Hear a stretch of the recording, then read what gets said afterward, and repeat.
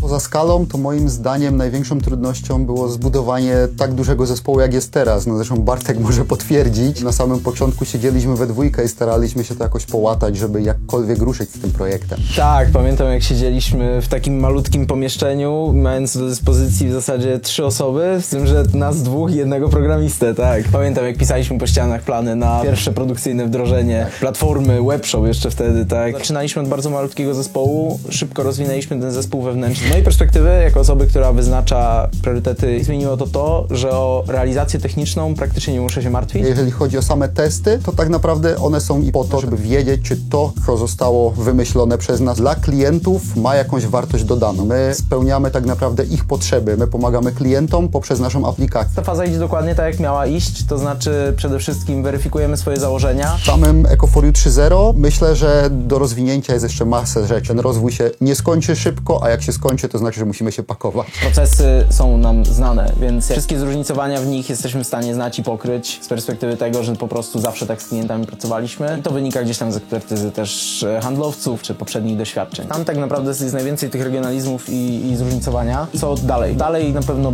więcej badań. Nasza firma zawsze słynęła z tego, że była elastyczna. Myśmy się zawsze dostosowywali do jakiejś sytuacji i w tym przypadku, jeżeli chodzi o wielojęzykowość czy wielokulturowość, będzie dokładnie tak samo. My patrzymy na aplikację, coś, co się da wyklikać i tak dalej, ale musimy pamiętać o całym backendzie. Tam jest tyle danych, tego wszystkiego my tyle już trzymamy, że utrzymanie tego naprawdę jest sporym wyzwaniem. Utrzymanie tej całej infrastruktury, która pozwoli coraz większej ilości klientów rozpisywać, korzystać z tego, to będzie dla nas mega wyzwanie, bo to będzie też coś nowego dla nas.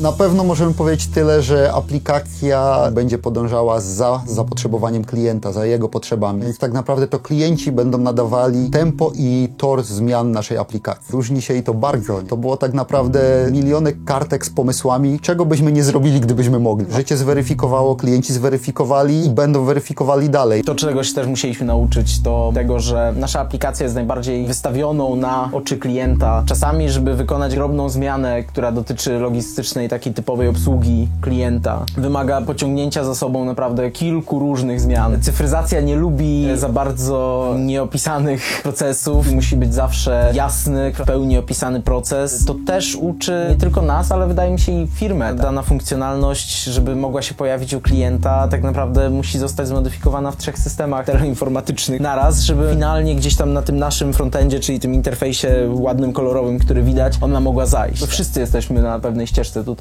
zarówno spółka, jak i my jako ten dział, który zajmuje się wyłącznie tą aplikacją. I dobrze, bo te zmiany ciągną się nawzajem. Świadomość tych problemów rośnie, świadomość wyzwań rośnie i nakręcamy się ku dalszemu rozwojowi. My firmę, firma nas. Nas klienci. Dokładnie. Zdrzałek Mateusz, menadżer IT i technologii w dziale 4U. Tański Bartosz, product owner Eco4U.